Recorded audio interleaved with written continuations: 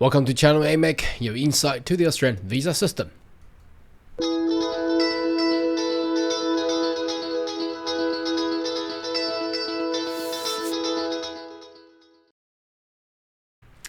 G'day everyone, my name is Carl Young, your online YouTube visa consultant. Are you interested about migrating to Australia? Why don't you consider to subscribe to my channel and turn on the little bell on the side, so once we have all the updates in 2022, you'll be the first one getting all the insight. Now, first of all, I want to say Happy New Year to everybody. We've taken some rest, obviously, for the couple of days. Public holiday going on, and also enjoy the fireworks around the world. Hopefully that 2022 will be a very hopeful and very bright future for all the migrant or potential migrant or candidates. Anyway, today I would like to take an opportunity to update what is coming up, what are the new criteria and visa category for you to perhaps migrate into Australia for 2022. Now, this news actually came out a couple of days ago, just before the new year, and obviously it's very good because it actually summarizes all the videos and all the information that I've done over the past year in 2021. And at the end of this video, I'll also add some comments of some of the visa perhaps this news did not actually mention. So let's have a look for us to actually get all this summarized all together. Now, this news came out on the 30th of December, so 2 days before the new year. It's actually very good. SBS has done a very good summarizing and also updates on the visas, and all the news came out. So the topic says Australian visa changes in 2022, and perhaps a lot of you, the viewer, had already read about this news, but I would like to just to simply go through it and add some comment, and also at the end put some of the information that I know which is not mentioned in this news as well. So the opportunities for migrant this year, well, not this year, the coming year. Well, yes, this year, 2022. But when this news came out was back in 2021. So it should say in the future year. Anyway, as Australia seeks to ramp up migration as part of its economy recovery, again and again and again, I've stressed this in a lot of my videos previously. However, there are other medias came out and saying, look, we don't need migrants. But from my past video, I've summarized that the requirement of new migrants in Australia is actually very vital, and to keep the nation in that competitive edge for the coming years, especially that we're in a very competition with the US and the China trades, which will actually explode. We already seen the explosion coming out, the effects in the regions anyhow. So we're talking about the post-pandemic, so hopefully everybody is safe. Now we're expecting the surge of the COVID cases in the coming days because of the fireworks going on in Sydney, Melbourne and Brisbane, and all the celebration and parties. And we already seen the spike of the surges. Hopefully it's not severe as how the media and the government have played out and planned out. Here is the roundup of some of the major immigration changes upcoming. So migrating to Australia has fallen starkly since the beginning of COVID, obviously, because the Prime Minister back then in 2020 in March actually notified all the migrants to go back to their country for the safetyness. And then obviously everything went negative, went south. Okay, although Australia is in the southern hemisphere.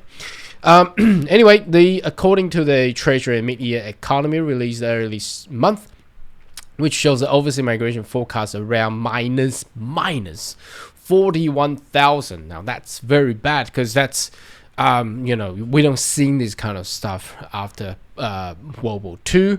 So that's for 2021-22. So, and that's exactly how it's happening, because a lot of people had commented and say, look, when am I getting invited? What is my chances getting invited? And obviously, when you ask these questions, it means that you are not invited, and that's where the minus 41,000 coming from. Because they are not actually inviting migrants due to the COVID situation. It is expected to climb up to 180,000 for 2022 and 23. Now, bear in mind, 180,000 is right. It's above 160,000. That's the mark that the government has set for the previous and the current year. So it's gonna go up to 235,000. As I had mentioned in the previous video, it's gonna go all above. Now, we noticed that the Canada had announced to absorbs to the quota to be almost double of how Australia is required. So it's going to be, I think, 410,000 for the coming year, obviously due to the COVID and the economic fell down. So would Australia need more to compete against Canada? We don't know, but make sure you subscribe to this channel. So once we have all these updates, now it's possible, it's real possible, because Australia wants to save its international education system and international education sector. So that's why they wanted to boost and revamp their migration policy in ways to actually attract more students into Australia. Okay, so let's have a look. More opportunity for temporary visa holders. So Ben Watt, the migration lawyers in Visa Envoy, said that while many temporary visa holder left Australia, and that left a lot of job vacancy, they need more skilled people. So now they are focusing on offering permanent residency pathways. So here we go. That's the opportunity, and that has been what I have said for the past 2 years since the beginning of a pandemic, that the requirement is going to be more. So in 2021 and 22, it remains maintain 160,000 carry over. So I'm not gonna repeat this, but it basically means what they try to say is they need more people. So Sims will fill 160,000, quite a few people. There are those temporary visa holders. So they are changes. There's a big change. They are losing our offering different pathways and extension more to actually welcome more people to come in. The government already introduced a number of visa changes. So permanent residency for skilled migrant health hospitality industry. Okay, so that's for the 482 and 457.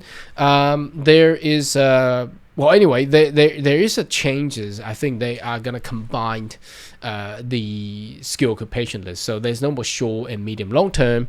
So everything will come all together. And now that hasn't actually been officially been announced, but I think that is coming up. So Mr. Holt said that the 20,000 visa holder who may benefit from the changes largely can hold cohorts employed in health and hospitality industry. Now, I haven't seen a widespread of yes comment on this one yet, but I believe in the coming 2022, which is now, I think they will implement that in a very once all the international students had returned, they will implement that very shortly. It's difficult to find workers in field, so it's being a bitter pill. For these people, swallowing their desperate need has been no pathway to get permanent residency. So again, in the past two or 3 years before pandemic, the key here, they were only talking about temporary residency. But since the pandemic, since the economy has been shaken up around the world, the permanent residency, these phrases has been repeatedly on the news and media. Obviously, it's a way to attract more migrants into Australia to save its economy. So permanent residency of skilled migrant regions, and again they're using the 191. So again, regional skill migration will still be the key. So if you wanted to migrate, really this is key. I've talked to a lot of my clients and friends and viewers and the commenters on internet. If you really want to migrate, avoid New South Wales and Victoria, because New South Wales and Victoria, they are still the policy is still working, but the criteria is actually very, very hard. It's just sometimes I think it's just too hard. Okay, it's a pathway to get 494 visa to 191. That's a permanent resident. The visa does not start until 16th of November 2022. Now, bear in mind there's a Hong Kong pathway as well, which will actually trigger the activation of 191 visa to be started from March 2022 for those people who are holder of Hong Kong passport, that including the Hong Kong passport of the special admin region, or you holding a British national overseas.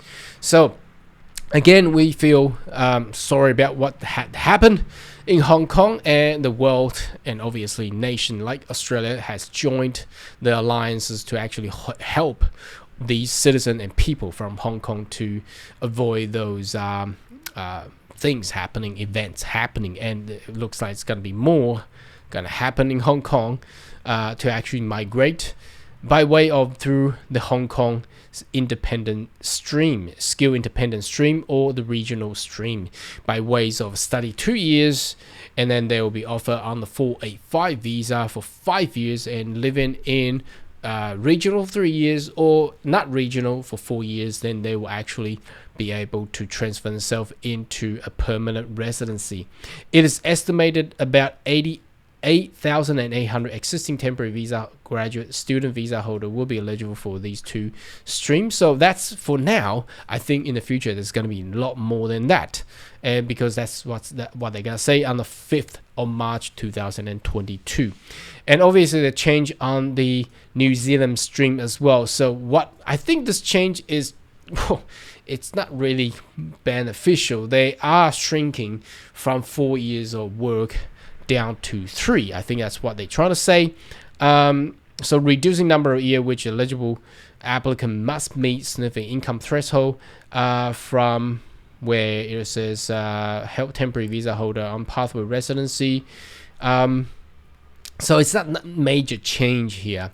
But again, I think there's still lack of Kiwis wanted to become a permanent resident in Australia, because the right that they actually being offered is not as as good. So anyway, let's see how that goes. That's what they're trying to offer there.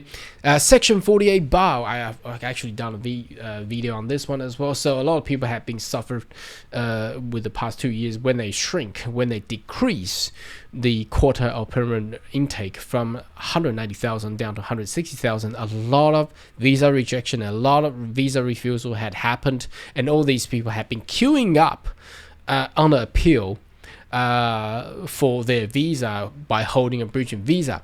Now, traditionally in the law past, they cannot do anything while they're waiting for their visa appeal. Now, the appeal process now is very long wait.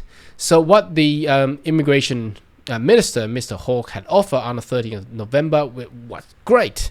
They're offering that if you could actually access to 491, 494, and 190 if you do get yourself be nominated. So the Section 48 bar can actually be lifted, and mostly so they're actually pushing these people to regional Australia. Anyway, so that's the good part about it.